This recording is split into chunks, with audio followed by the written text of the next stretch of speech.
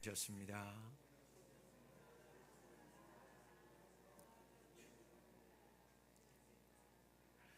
오늘 본문 말씀은 예수님께서 예루살렘에 입성한 후에 예루살렘 도성 안에서 일어난 일을 우리에게 소개하고 있습니다.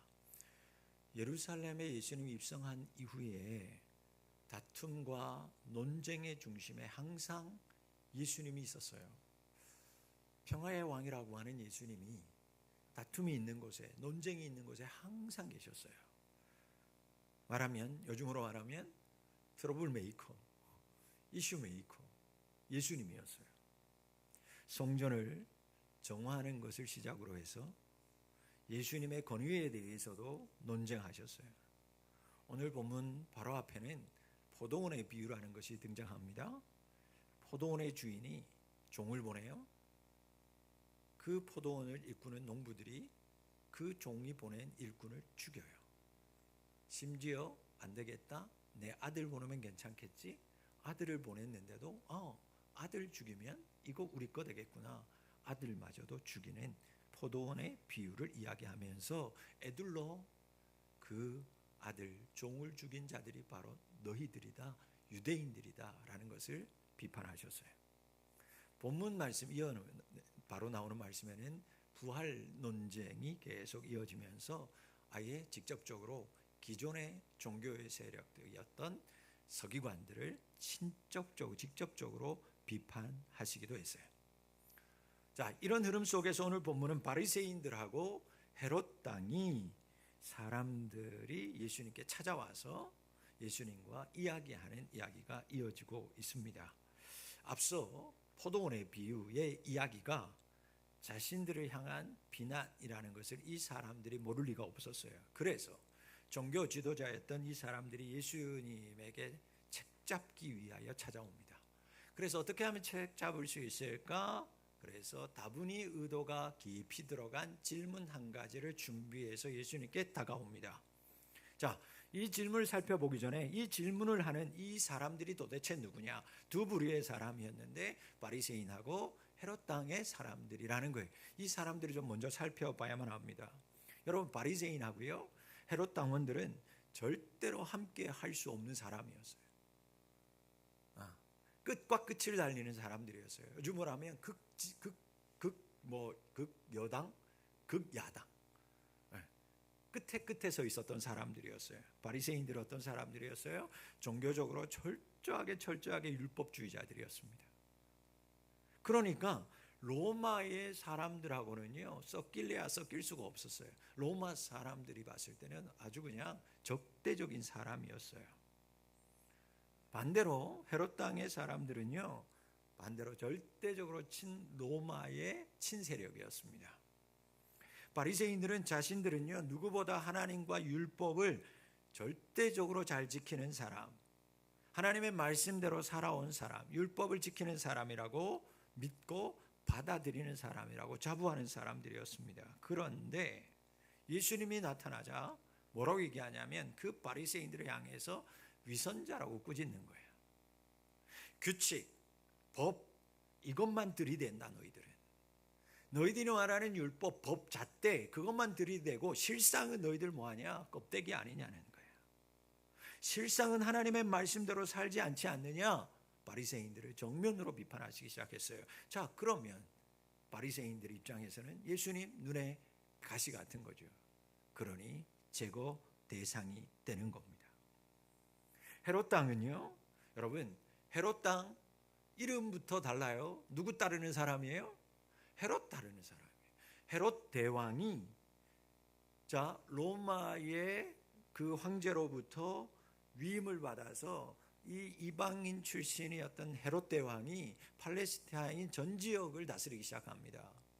그 헤롯 왕이 그 정치적인 세력을 얻는 순간부터 몰락하는 그 순간까지 계속해서 가장 큰 힘이 되고 가장 정치적으로 힘이 되어준 사람이 그 헤롯 대왕의 이름을 딴 당연 헤롯 당원들이었어요.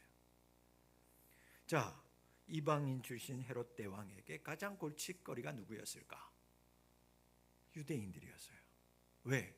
선민 사상을 가지고 있었던 이 유대인들은요, 왕은 나라의 왕일 뿐이야, 진짜 왕은 다시 오실 메시아다라는 이 메시아 사상 속에 살았던 사람이었어요. 왕은 왕이지, 그러나 그 왕도 사실은 가짜 왕이야. 진짜 왕은 오직 하나님이 보내실 메시아일 뿐이야 라고 생각하는 사람들이었어요. 그런데 이 유대인들이 예수님이 나타나면서 하나둘씩 예수님이 메시아다라고 생각하는 사람들이 늘어나면서 예수님 따르는 사람이 많은 거죠. 그러니 헤롯이 따르는 이 헤롯 당원들에게 가장 반대가 되고 제거해야 될 대상은 누구냐? 예수님이 되는 거예요. 유대인들을 선동하고 유대인들의 메시아라고 자칭하는, 그리고 그 사람들도 마치 예수님 메시아라고 따르고 있는 그 수많은 유대인들, 그 제일 앞에 나서 있는 예수라는 사람, 헤롯 당원들에게는 눈의 가시와 같으니 제거 대상이 될 수밖에 없었어요. 여러분, 상극의 사람들이었습니다. 그런데 이 사람들이 힘을 합치는 이유는 단 하나, 예수님 제거. 자신들이 지금까지 지켜왔던 기득권이 있는데 이 기득권을 빼앗아가는 예수, 그리고 그를 따르는 추종자들 제거하는 것밖에 없었다고 얘기합니다. 그래서 이 두 부류가 힘을 합쳐서 예수님께 찾아와요. 책 잡으려고 찾아와요. 그리고 찾아와서 마음에도 없는 말을 예수님께 건네기 시작합니다. 오늘 이렇게 예수님을 불러요. 선생님. 그리고 그 다음 말이 이렇게 성경 그대로 알려드립니다. 당신은 참되시고 아무도 꺼리끼는 일이 없으시니 이는 사람을 외모로 보지 않고 오직 진리로서 하나님의 도를 가르치시는 분이십니다. 이 사람들이요, 예수님께 진짜 자기가 하고 싶었던 질문을 하기 전에 사전 작업하는 거예요. 여러분, 요즘 말로 분위기 띄우는 겁니다. 뭔가 자신들이 바라는 것을 얻으려고 환심사려는 말을 하는 거예요. 우리가 지금까지 쭉 당신을 지켜봤는데 진짜 당신은 선생님입니다. 그런데 당신은 어떤 편견에도 치우치지 않고 진리만을 말하고 진리만을 가르치는 분이 분명합니다. 이들이 그렇게 얘기하는 거예요. 여러분, 이런 말을 무슨 말이라고 해요? 이런 말을 무슨 말이라고 해요? 빈말. 빈말. 마음에 전혀 없는 말. 여러분, 빈말하지 말아요. 빈말하지 말아요. 그것도 하나님 앞에 죄 짓는 거예요. 사람이 입술로 얼마나 많은 죄를 짓는지 몰라요. 여러분, 아부하는 거, 빈말하는 거, 여러분 그것도 하나님 앞에 죄예요. 여러분, 이번 우리가 프리즘 선교회를 통해서 정말 우리 교회를 향하신 하나님의 은혜를 우리가 마음껏 누렸어요. 네, 참석하지 못한 분들은 진짜 막 억울해야 돼요. 억울해야 돼. 시간 하나님께서 정말 저희들을 향해서 하나님께서 말씀하시고 은혜 베푸시기 위해서 마련해 주신 진짜 천국 잔치와 같았어요. 그런데 마지막에 강사님이 그 얘기 하셨어요. 우리에게 있는 연약함도 있고 뭐 다, 그런데 그걸 살리는 건 다른 것 없다. 뭐 하라고요? 뭐 해주라고요? 안아주라고요. 네, 그래서 책 받은 분 몇 번 안아주라고요? 이거 봐. 그런 건 하여튼 기가 막히게 기억해요. 하나님 말씀 기억 못하는데. 하여튼 복 받는 거, 막 자기 몸 건강해지는 거는 몇 번 안아주라고요? 12번 안아주라고요. 12번. 만약 12번 안아주면 여러분, 그 심리학자, 대단한 심리학자가 얘기한 거예요. 12번 진짜 마음을 다해서 다 안아주면 자신도 그 사람도 회복된다라는 거예요. 이긴다라는 거예요. 고침받는다라는 거예요. 여러분, 몇 명이요? 12명. 오늘 예배 끝나고 몇 명? 12명 가서 안아드려야 돼요. 안아주지 못하면 대신에 뭐 하라고요? 말이라도 진심을 담아서 잘하고 있어, 괜찮아, 축복해, 사랑해 얘기하라는 거예요. 자, 실습하겠습니다. 지금 하면 한 명 안아도 되는 거예요. 자, 옆에 사람 안아주면서, 부부끼리는 안아도 되고 또 부부 아닌 사람 안으면 안 돼요. 이성끼리만. 자, 안아주세요. 자, 안아주세요. 안아주세요. 그리고 한마디 하세요, 빨리. 부부들 뭐예요? 하여튼 우리 부부들 빨리 권사님 안아주세요, 빨리. 권사님, 아니 남편 안아주라고요. 남편을. 임권사님 남편 안아주시라고. 못 들은 척 한다 막. 야, 못 들은 척 하나 봐, 권사님. 아, 그렇지. 그래요. 네. 그러면 회복된다는, 산다는 거예요. 그래서 저도 여러분 사모님하고 요즘에 계속 실습하고 있어요. 계속. 그러다가 눈물도 흘리고 그렇게 되는 거예요. 자, 이제 이들이 속내를 드러냅니다. 질문이 들어가요. 가이사에게 세금을 바치는 것이 옳습니까? 옳지 않습니까? 우리가 이 세금 바쳐야 됩니까? 안 바쳐야 됩니까? 예수님께 질문한 의도는 분명했어요. 이 질문을 통해서 이 사람들이 정말 궁금해서 질문한 것도 아니고, 이 질문 안에서 진리를 알고 싶어서도 아니고, 예수님 뭐 하려고요? 시험하려고. 그래서 어떤 대답을 하든지 문제가 될 만한 질문을 던진 거예요. 외통수에 걸릴 만한 질문을 던진 거예요. 여러분, 가이사에게 바치는 세금이 왜 외통수의 질문일까? 왜 이렇게 민감한 질문이었을까? 여러분, 당시에도 이 세금은 대단히 민감한 문제였어요. 여러분들도 마찬가지예요. 여러분, 뭐에 열받아요? 세금 많이 나오면 내가 이 정도 낼 세금이 아닌데, 여러분, 그러면 막 전화하고 막 그러잖아요. 당시의 백성들도 똑같았어요. 이 세금, 가이사에게 내는 세금, 여러분, 당시는 어떤 세금이 있었냐면 인두세라는 게 있었어요. 사람의 숫자머리만큼. 그러니까 여러분, 이게 형평성이 맞을 것 같지만 어떻게 보면 형평성이 안 맞는 거예요. 특별히 어느 민족에게는요? 유대인들에게는요. 유대인들 산하제 안 했습니까? 안 했습니까? 절대 하지 않았습니다. 하나님이 주시는 자녀는 그대로 다 하나님께서 주신 축복을 알고 다 무조건 낳았어요. 그래서 여러분, 출애굽 사건 나잖아요. 네. 2살 아래의 아이는 다 죽여라. 그랬더니 산파들이 가서 뭐라고 얘기했어요? 그때 핑계대기로 뭐라고 얘기해요? 아니, 히브리 여자들은요, 우리 애굽의 여자들하고 달라요. 얼마나 애를 잘 낳는지 그냥 그 사람들은 응애 하면 나와요. 그냥 이것도 안 해요. 그냥 한번 응 하니까 애들이 쑥 나와. 가기 전에 이미 애가 나와 있어요. 여러분, 그 정도로 그렇게 해서 그냥 숨풍숨풍 나왔다, 그 얘기입니다. 그래서 200만을 만들었어. 200만이 40만. 대단한 거예요. 그러니까 유대인들은 산하지 하지 않아요. 그럼 로마의 사람들보다 당연히 누가 세금을 많이 내겠어요? 유대인들, 가난한 유대인들이. 그러니까 얼마나 불만이 많았겠냐고요. 그런데 이 질문에 예수님이 세금 바쳐야지라면 유대인들 입장에서는 로마의 정책에 동조하는 것이 되니, 바리새인들, 오늘 앞에 와 있는 유대인들, 저 좁혀서 오늘 이 질문을 하는 바리새인들이 볼 때는 예수님은 유대인들의 반역자가 되는 겁니다. 더군다나 바치라고 하면 또 어떤 문제까지 가냐면, 바리새인들 입장에서는 신학의 문제를 끌어들일 수 있어요. 자, 보세요. 여러분, 모든 것은 누구 거예요? 다 하나님 거예요. 여러분, 그 믿음이 여러분들은 분명히 있습니까? 여러분, 모든 것은 하나님의 거예요. 자, 그러면 모든 것이 하나님의 것인데 왜 이걸 사람에게 바쳐야 되냐는 거예요. 자, 이렇게 되면 다 하나님께로부터 왔는데 이것을 왜 굳이 사람에게 바쳐야 되냐? 여기까지 가면 반역의 문제보다 더 심각한 신학의 문제로 변질될 수 있는 거죠. 바리새인들은 이걸 노린 거였어요. 자, 반대로 세금 바치지 말라고 하면 예수님 어떻게 됩니까? 로마 정책에 반대하는 반역자가 되니까 이번에는 누구한테 걸리는 거예요? 헤롯 당원들한테 걸리기 딱 좋은 질문이었던 거예요.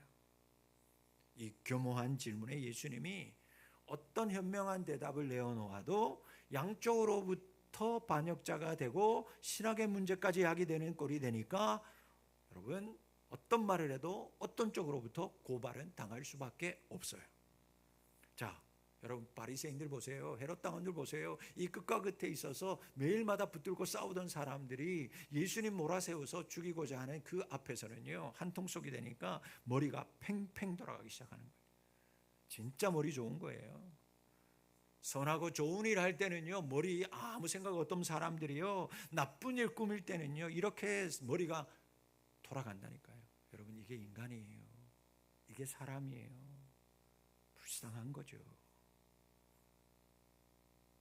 여러분, 이 말씀을 여러분 기억하며 살아갔으면 좋겠습니다. 한번 같이 합독하겠습니다. 시작. 너희가 선한데 지혜롭고 악한데 미련하기를 원하노라. 사랑하는 성도 여러분, 선한데 열심 내라는 거예요. 선한 곳에는 지혜로우라는 거예요. 악한 데는요 쳐다보지도 말라는 거예요. 악한 데는 가지도 말라는 거예요. 악한 데는 미련한 자로 살라는 거예요. 예수님의 말씀이에요. 사랑하는 성도 여러분, 선한 데 지혜롭고 악한 데는 미련한 자로 사실 수 있기를 축복합니다. 사람들의 관심은 이거였어요. 이겁니까? 저겁니까? 사람들이 이걸 좋아해요. 이거냐? 저거냐? 너 예스냐? 노냐? 너 여냐? 야냐? 양자택일하라는 거예요. 이것 아니면 저것. 양자택일. 이걸 조금 더 유식한 말로 이원론이라고 얘기하는 거예요. 여러분, 이런 생각을 가지고 사는 사람들이 온 세상에 가득해요. 모든 사람들의 관심은 여기에 있어요. 이거냐 저거냐. 양자택일. 그런데 여러분, 이런 생각하기 시작하잖아요. 그런 생각을 하는 사람도 다치고요, 이런 생각을 하는 사람 상대방도, 여러분 사람들도 다치게 만들어요. 그런데 예수님 볼까요? 왜 이 사람들이 이런 질문을 했는지 예수님이 알았어요. 이들의 속에 있는 악함을 하나님이 알았어요. 빈말로 겉으로 선한 척하지만 속으로는 정말 사람을 죽이려고 하는 사람의 의도가 담겨 있는 것을 예수님이 알았어요. 겉과 속이 다른 외식하는 사람이라는 것을 아셨어요. 이제 이 사람들 보세요. 됐다. 걸려들었다. 우리가 이렇게 기막힌 질문을 던져놨으니 이제 걸려들었다. 스스로 자부하는 이 사람들이 예수님 어떤 대답을 하는지만 입만 쳐다보고 있었어요. 빨리 얘기해라. 독촉했어요. 그런데 그때 예수님이 대답은 하지 않고 뭐라고 얘기합니까? 데나리온 하나를 가져오라는 거예요. 데나리온 하나를 가져오래요. 여러분, 한 데나리온은 그 당시에 품꾼 일꾼의 하루 품삯이었어요. 지금으로 말하면 어느 정도 될까요? 10만 원 정도 되는 거예요. 여러분, 큰 돈이었습니다. 당시로는 엄청난 큰 돈이었어요. 자, 그러니 여러분 생각해 보세요. 지금 모여있는 예수님과 대화하는 헤롯 그리고 바리새인들, 평소에도 지갑에 얼마 정도는 들고 다녔다고요? 10만 원 정도 들고 다니는 부유한 사람이었어요.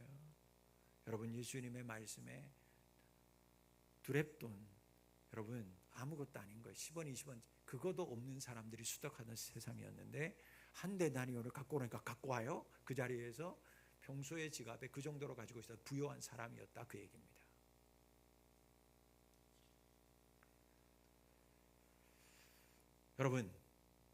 여러분들 지갑에 지금 얼마 있어요? 네? 다 카드만 가지고 다니죠. 카드만. 지갑도 없죠. 여러분, 자, 가지고 옵니다. 가지고 오라니까 진짜 자기 지갑에 있는 그거 10만 원 그거 가져왔어요. 그러니까 예수님이 오히려 저들에게 질문하기 시작합니다. 이 형상과 이 글이 누구의 것이냐? 갖고 왔는데 여기에 새겨진 글과 여기에 새겨진 그림의 형상은 누구의 것이냐? 그리고 이렇게 말씀했어요. 가이사의 것은 가이사에게, 하나님의 것은 하나님의 바치라. 여러분, 이 사람들은 양자 중에 하나의 대답을 듣고 싶었어요. 빨리 둘 중에 하나를 택하라는 거예요. 하나의 대답 듣고 싶었어요. 그런데 예수님께서 오히려 뭐합니까? 질문을 던지는 거예요. 오히려 질문을 받았어요. 당황하기 시작합니다. 여러분, 예수님은 질문으로 대답하시면서 이들이 던진 함정을 피해 가셨어요. 아니, 함정을 피하신 정도가 아니라 자신을 함정에 빠뜨리고 했던 사람들을 놀랍게 만드셨어요. 예수님은 가이사에게, 즉 누구에게라고 묻는 질문의 대답으로 누구의 것이냐라고 하는 질문으로 되묻기 시작했어요. 누구에게? 라는 질문을 던졌는데 예수님은 누구의 것이냐? 라는 질문으로 되돌려 주셨어요. 여러분, 예수님의 대답을 잘 묵상해 보세요. 가이사의 것은 가이사에게, 하나님의 것은 하나님에게. 여러분, 이 대답은요, 어느 하나를 택하라고 하는 대답이 아니에요. 가이사의 것은 가이사에게 말은 가이사가 새겨져 있으니까 가이사의 것이지라고 확정의 대답이 아니에요. 전체를 보셔야 돼. 가이사의 것은 가이사에게, 하나님의 것은 하나님에게. 뭔 얘기입니까? 너희들이 결정하라는 거예요. 질문을 던졌어요. 그러면 너희들이 들었지, 들은 너희들이 결정하라는 거예요. 너희들에게 맡긴다라는 거예요. 열린 대답이셨어요.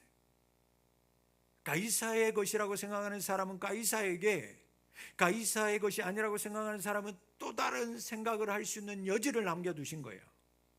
그러나 분명한 건 뭐냐? 여기에서 더 깊은 의미는 뭐냐? 자, 가이사의 것은 가이사에게. 이 중에서 생각하는 거예요. 아, 그래, 가이사의 것은 가이사에게, 하나님의 것은 하나님에게. 자, 이 질문을 가지고, 자, 질문을 다시 받은 사람들 입장에서는 여러분 어떻게 생각했을까요? 바리새인들은 어떻게 생각했을까요? 바리새인들은요, 하나님께 드려야지. 헤롯 당원들은요, 당연히 가이사에게 드려야지 라고 생각했을 거예요. 그런데 여기에서 예수님께서 이 질문에 담겨있는 의도는 뭐냐? 그겁니다. 자신이 생각한 대로 행동하는 거야. 너희들이 이 모든 것들에게 듣는 너희들이 결정하는 거야. 근데 그 다음이 중요한 거예요. 그래서 듣는 사람이 결정해야 된다면 모두 책임져야 된다. 그 이후에 네가 한 행동에 대해서는 네가 책임져야 되는 거예요. 그 행동의 책임도 행동을 한 자신이 져야 되는 거다라는 것을 이 질문에 담아서 예수님께서 던졌어요. 세금에 대한 질문으로 시작된 이 말씀이 책임이라고 하는 대답으로 이어지고 있는 겁니다. 그래서 오늘 예수님의 이 말씀을 따라서 책임, 의무라고 하는 이야기를 나눠보려고 하는 거예요. 여러분, 우리가 만약에 하나님 앞에서 질문을 한 사람들 보세요. 지금 질문한 사람 이런 사람들이었어요. 바리새인들은 하나님에 대한 의무는 다 했은 사람이었어요. 아니, 바리새인들은 하나님에 대한 의무라면 두 번째가 나면 서러워할 정도로 앞장섰던 사람이었어요. 그러나 그 사람들은 국가, 가정, 그 모든 책임에는 소홀히 하는 사람들이었어요. 그래서 예수님께서 책망한 거였어요. 그런데 반대로 헤롯 당원들은요, 세상에 대한 의무, 로마에서 내려오는 모든 원칙과 법률에 대해서는 철두철미하게 지키는 사람들이었어요. 그러나 하나님에 대한 의무는 전혀 모른 채 하며 살았던 사람들이었어요. 여러분, 이 세상에 그 어떤 것도 하나님의 것이 아닌 것이 없어요. 아멘이십니까? 여러분, 이 신앙이 먼저 있어야 돼요. 이 세상에 그 어떤 것도 하나님의 것이 아닌 것이 없습니다. 그런데 여러분, 이 신앙, 이 생각을 이런 식으로 하면 곤란해집니다. 어차피 모든 것은 하나님의 거야. 어차피 하나님의 거야. 이 땅의 모든 것도, 하늘의 모든 것도 하나님 앞에 속한 거면 나 하나쯤 이 땅에서의 것은 좀 대충 해도, 내가 좀 부족하게 해도 어차피 하나님의 것이니까 하나님께서 선을 이루지 않을까? 어차피 다 하나님의 것인데 내가 이 땅에서의 삶을 좀 소홀히 해도 어차피 하나님이 만들어 가시는 세상이면 끝에는 해피엔딩 아니겠어? 여러분, 아니요. 여러분, 그 어떤 것도 하나님의 것이 아닌 것이 없다면 우리는 어떻게 살아야 되느냐? 가이사의 것도 하나님의 것도 이 두 가지 다 최선을 다해 살아야 할 의무가 우리에게 있는 거예요.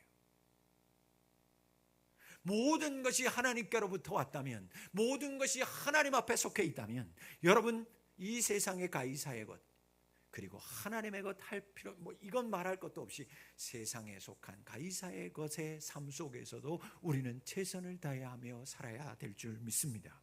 그게 우리가 해야 될 의무예요. 여러분, 그리스도인들은 이중 소속의 삶을 사는 사람이에요. 스파이 이런 게 아니고 막 그런 거 멋있는 거 생각하지 말고요. 여러분, 우리는 이중 소속의 삶을 사는 사람이에요.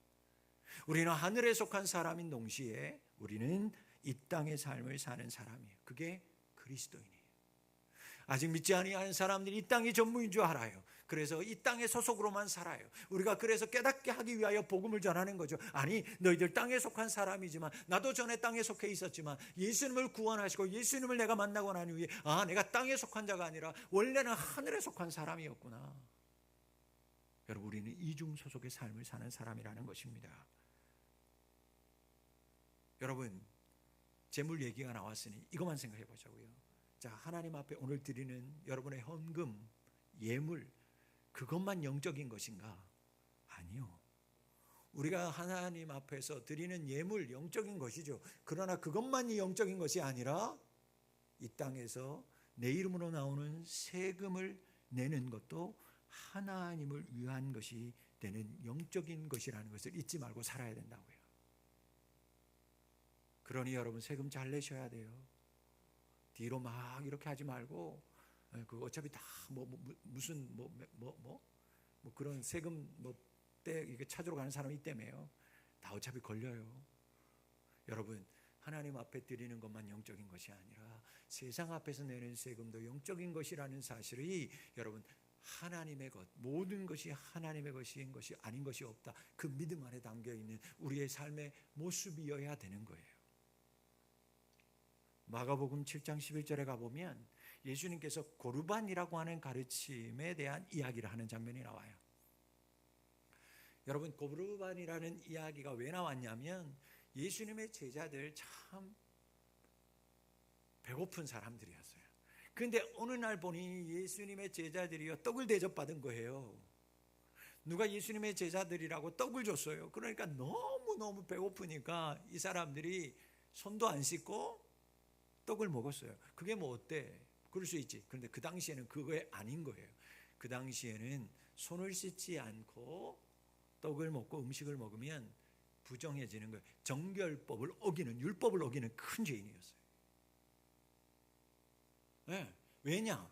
이 손으로 뭘 만져요? 더러운 거 만지잖아요. 그 더러운 걸 만진 거 가지고 또 내가 뭔가를 만지면 이 더러움이 이쪽으로 옮겨가는 거예요. 그러니까 계속 전염시키는 거죠. 그러니까 무언가 할 때마다, 음식을 먹을 때마다 내가 지금까지 더러운 걸 만졌으니 음식 먹을 때 또 손을 만져야 되는데 음식이 들어가요. 그럼 내가 이 더러운 걸로 죄 지은 손으로 이걸 만졌어요. 그럼 내가 죄인이 되고 죄가 된 것을 만졌으니 내가 이 음식을 먹으면 뭐가 들어가는 거예요? 죄가 들어가니까 부정하게 되는 거예요. 그러니까 손을 씻는 거, 정결하는 거 반드시 해야 되는 건데 얘네들이 너무 배가 고프니까 그것도 모르고 그냥 먹어버린 거예요. 그러니까 장로들이요 쫓아옵니다.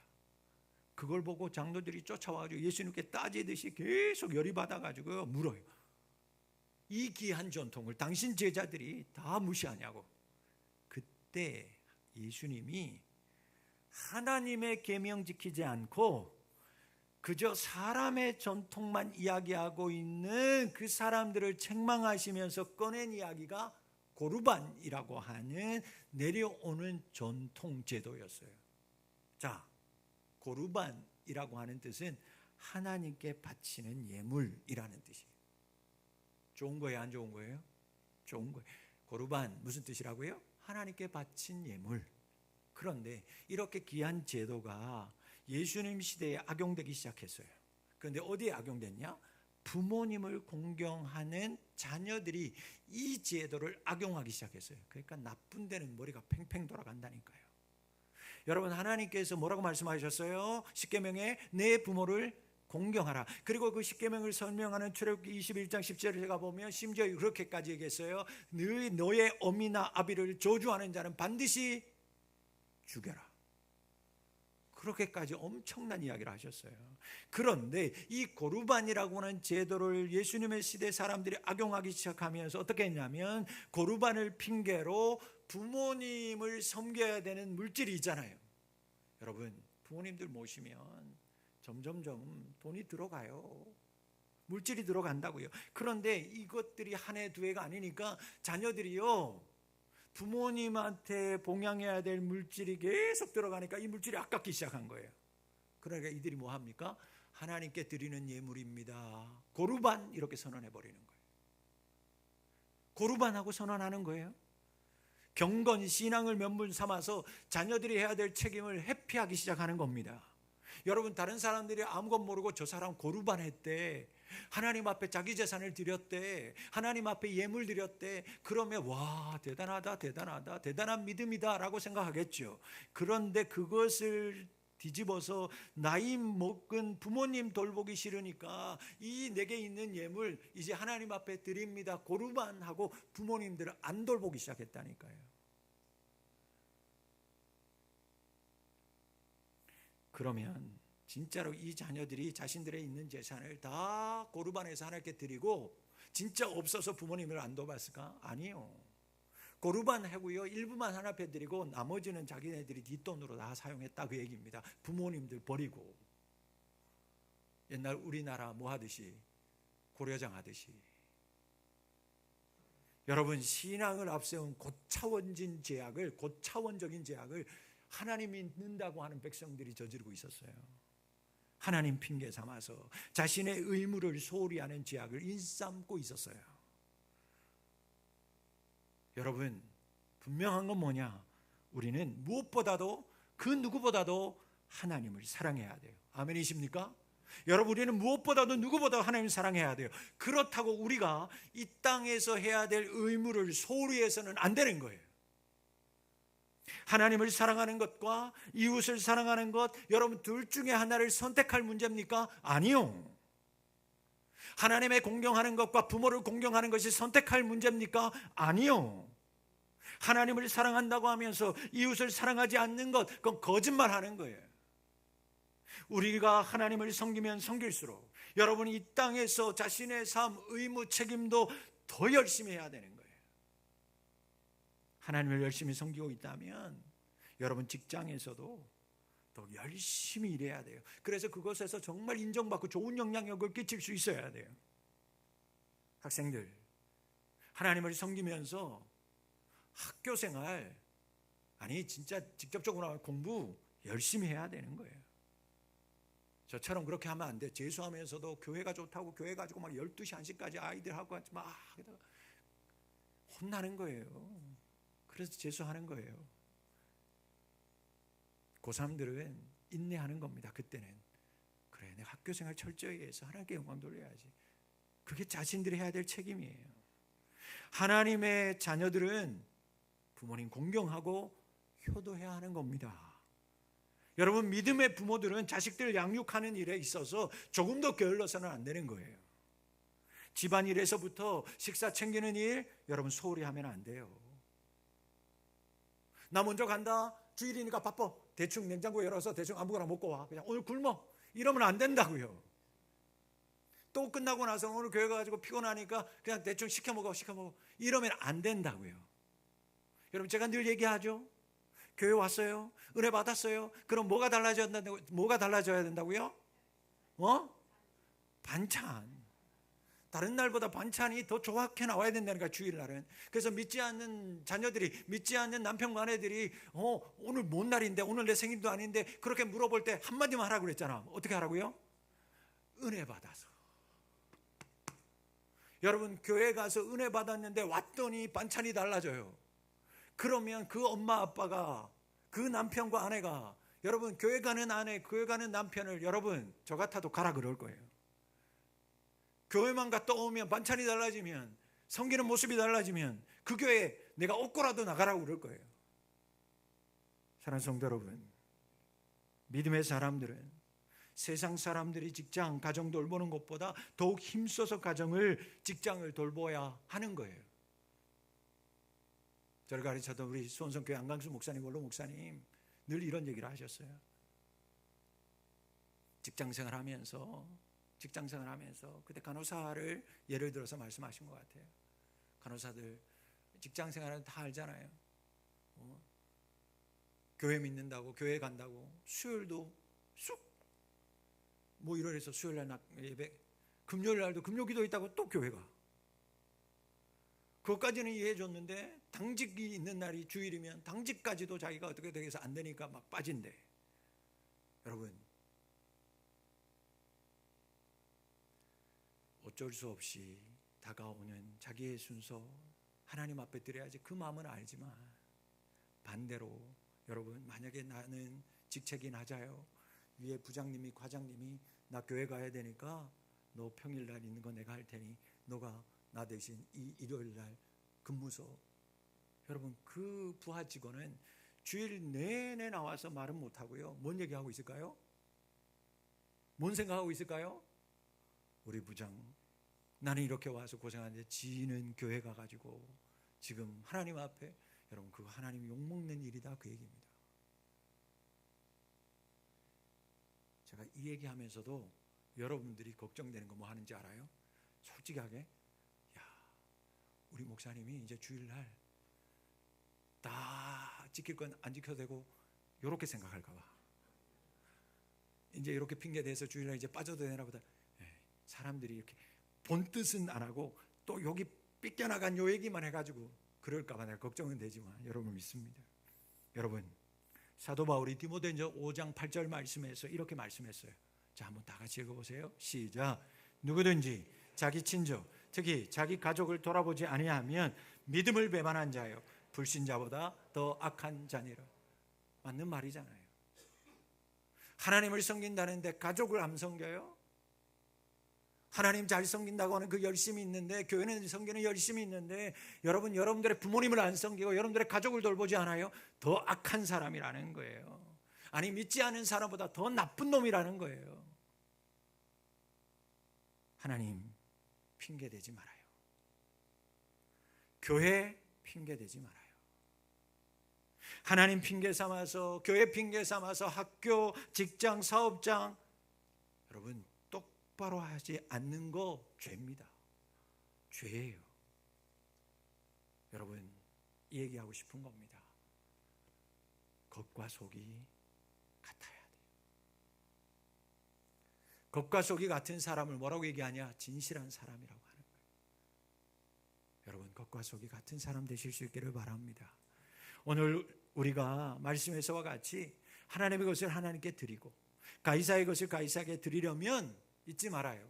이게 중요한 거예요. 그래, 판단한 대로 하는 거지. 가이사의 것은 가이사에게 드릴 수 있고 하나님께 드릴 수 있어. 그런데 그러려면 먼저 하나님께 여러분의 모든 온전한 삶을 드릴 수 있어야 돼요. 먼저는 하나님께 여러분들의 삶, 여러분들의 것을 드릴 수 있어야 돼요. 그리고 세상에서 맡겨진, 내게 주어진 자리, 그것이 어떤 일과 어떤 자리일지라도 그 자리에서 최선을 다해야 돼요. 왜? 그 최선이 하나님을 위하는 것이 될 수 있기 때문에. 세상에서 최선을 다하는 것이 하나님을 위한 일이 될 수 있기 때문에. 여러분, 하나님이 다스리십니다. 아멘이십니까? 하나님이 다스리세요. 하나님의 아닌 것이 없어요. 다시 묻습니다. 하나님 아닌 것이 없어요. 믿습니까? 한 데나리온에 쓰여져 있는 글자, 로마 글자 새겨져 있었어요. 형상, 당시 황제였던 디베라 가이사 아구스토의 얼굴이 새겨져 있었어요. 하나님을 억압하고 하나님의 백성을 고름짜게 만들고 핍박하는 로마의 시대였어요. 그러나 하나님은 그 하나님의 백성을 억압하고 하나님을 대적하는 그 통치도 인정하셨어요. 그러면서 그 안에서도 너희들이 최선을 다하는 삶을 살기를 바라셨어요. 그와 같은 말도 안 되는 세상의 다스림 속에서도 예수님은 하나님의 다스림, 하나님의 주권, 하나님의 주권 안에서 이 모든 것들이 이루어지고 있다는 사실을 믿었기에 가이사의 것은 가이사에게, 하나님의 것은 하나님에게라고 그들 앞에서 말씀하실 수 있었어요. 여러분, 모든 것은 하나님의 주권 아래에 있습니다. 그래서 더욱 주님이 보내시는 곳에서, 그 보내시는 것이 우리를 삼키려고 하는 이 세상의 한복판일지라도 그 세상의 한복판에서도 우리는 믿음을 지키고 오히려 세상에 믿지 않는 사람들보다 더 열심히 최선을 다하는 본이 되는 사람이 되어야 할 줄 믿습니다. 이것이 하나님의 주권, 하나님의 다스림을 인정하는 신앙인의 삶의 모습이기 때문입니다. 여러분, 믿음의 삶 중요하죠. 그런데 이 믿음의 삶과 세상의 삶의 균형을 이루셔야 돼요. 이 균형이 무너져 버리면 우리는 하나님 앞에서도 사람들, 세상 앞에서도 부끄러운 꼴을 당하게 될 겁니다. 믿음의 삶, 세상의 삶, 이 균형이 무너져 버리면 세상은 우리를 향해 더욱 거칠게 손가락질하고 도전할 거예요. 우리가 믿음이 있노라고, 나는 하나님의 백성이라고 이 땅의 것들이, 세상의 것들이 속되다고 악하다고 하여도 우리는 그 세상 대충 살면 안 됩니다. 또한 이 땅이 악하다고 해서 영적인 일에 무관심하며 살아서도 안 되는 거예요. 하나님의 주권, 하나님의 다스림, 하나님의 하심을 믿는 사람은 하나님 앞에서처럼 세상의 삶에도 최선을 다하며 사는 거예요. 왜? 그것이 하나님의 것임을 알기 때문에. 그렇게 살아야 하나님이 기뻐함을 알기 때문에. 속셈을 가지고 예수님을 찾아온 사람들이 제일 먼저 아부의 말을 했어요. 진심이 아니었어요. 선한 의도는 1도 없었어요.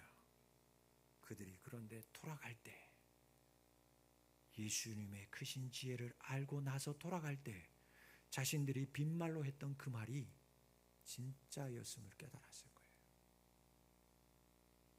당신은 참되십니다.